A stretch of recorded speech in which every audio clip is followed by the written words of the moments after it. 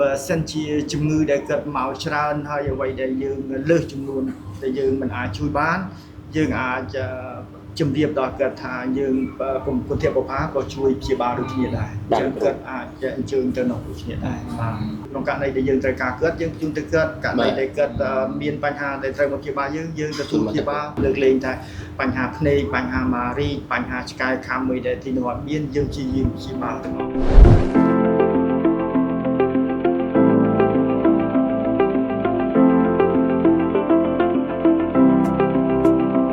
ជាបងប្អូនទាំងអស់បានជ្រាបស្រាប់ហើយអំពីទីពេទ្យកម្លាំងគោអញ្ចឹងបាទថាព្រោះយើងជាទីពេទ្យមនុស្សធម៌មួយដែលបានបង្កើតឡើងតាំងពីឆ្នាំ1999ប៉ុន្តែបើនិយាយពីចាប់ផ្ដើមតាំងពី97នេះយើងកសាងអគារចាក់ដីហើយយើងបានកសាងទីពេទ្យនេះមួយក៏នោះវាជាផ្នែកមួយរបស់មន្ទីរពេទ្យខេត្តទេតែហៅថាជាអគារមួយសម្រាប់ព្យាបាលកុមារពីទីពេទ្យខេត្តក៏ដូចជាបញ្ហាក្នុងការផ្ដល់សេវាព្យាបាលដែរគឺយើងធ្វើពីតូចឥឡូវនេះយើងព្យាបាលទៅដល់កុមារ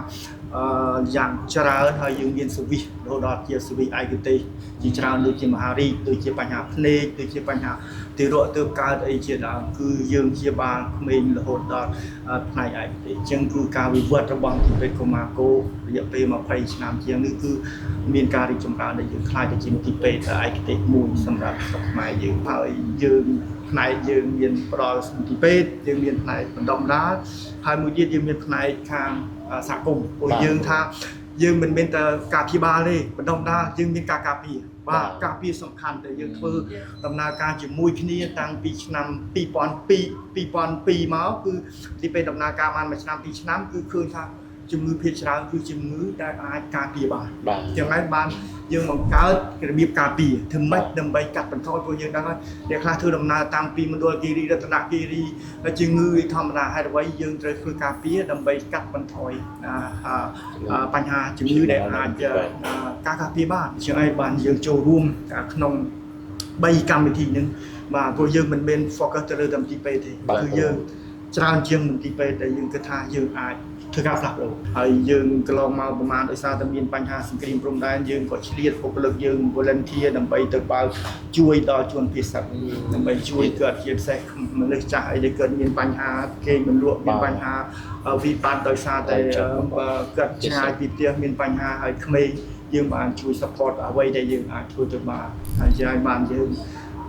ការជួយពីខាងបងប្អូនមកគឺយើងជួយពីនេះហើយយើងអាចអ្វីដែលយើងអាចជួយបានហើយបុគ្គលិកជួយជាកម្លាំងទឹកចិត្តបរិច្ចាគកម្លាំងពេលវេលា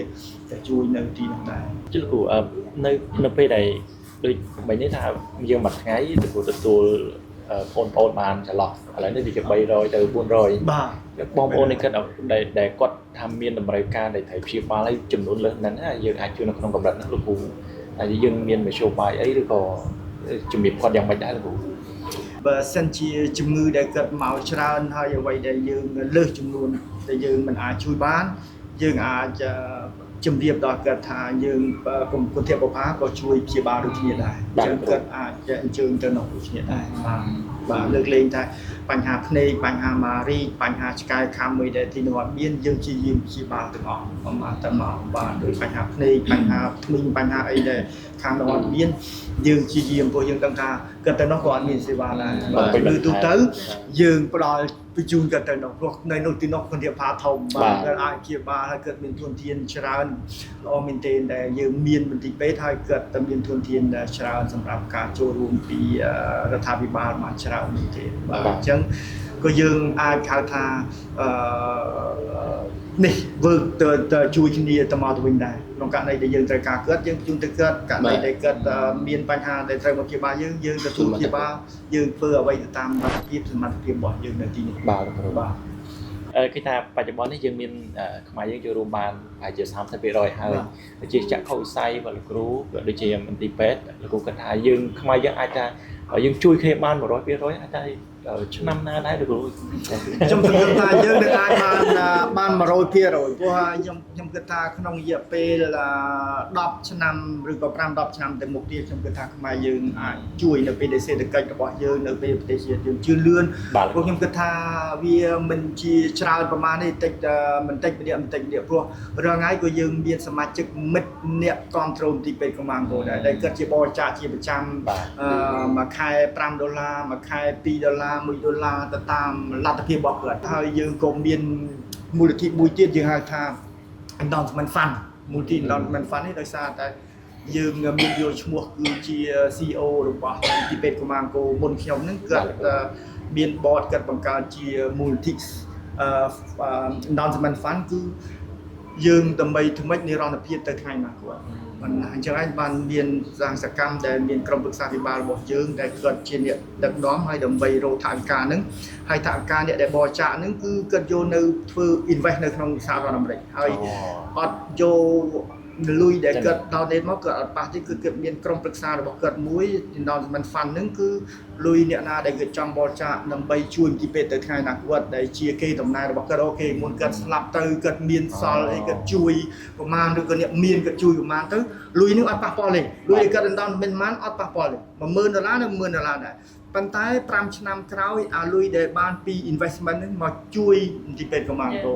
យើងឃើញថាអ្នកខ្លះគាត់មានលទ្ធភាពដល់ពេលគាត់ចាស់ទៅលុយគាត់នឹងយកទៅណាគាត់ឲ្យមកនេះយើងចាយអស់លីងមែនបាទជួយប៉ុន្តែដាក់លុយគាត់$10,000ទៅ$10,000ដែរប៉ុន្តែលុយហ្នឹងជួយមករហូតបាទលុយដែលបានពីអាកើតនឹងមកគឺជួយរហូតអញ្ចឹងឯងបានគាត់មានគំនិតនឹងដោយសារតែនៅសហរដ្ឋអាមេរិកនៅសាកលវិទ្យាល័យនៅកន្លែងផ្សេងៗគឺមានដាក់អញ្ចឹងអ្នកដែលចូលរួមក៏គាត់សប្បាយចិត្តតែលុយគាត់អត់ទេគាត់ដឹងថាលុយគាត់ជួយមកជីវិតហ្នឹងមិនអស់ទេព្រោះលុយគាត់នៅដដែលអញ្ចឹងណាអូនបាទហ្នឹងហើយបាទយើងគិតថានឹងអាចជាចំណូលមួយបាទទៅថ្ងៃក្រោយខ្ញុំគិតថាក្នុងរយៈពេល5ឆ្នាំទៅក្រោយទៀតយើងនឹងបានចំណូលពី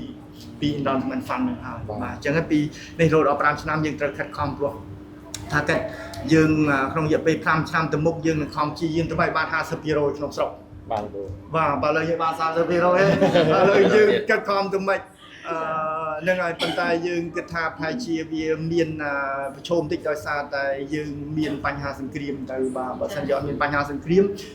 ប្រជាជនយើងគាត់អាចចូលរួមបើលើហ្នឹងយើងត្រូវជួយដល់ជនភៀសខ្លួនយើងត្រូវជួយកងទ័ពយើងជាសំខាន់ដែរអញ្ចឹងហើយបានគាត់ត្រូវ balance ទាំងពីរអញ្ចឹងណាបាទគាត់ត្រូវ balance ទាំងពីរអញ្ចឹងយើងសំខាន់ណាស់កងទ័ពយើងនៅអញ្ចឹងសូម្បីតែបុគ្គលិកយើងក៏ត្រូវតែបរិច្ចាគជួយដល់កងទ័ពដែរអញ្ចឹងណាបាទយើង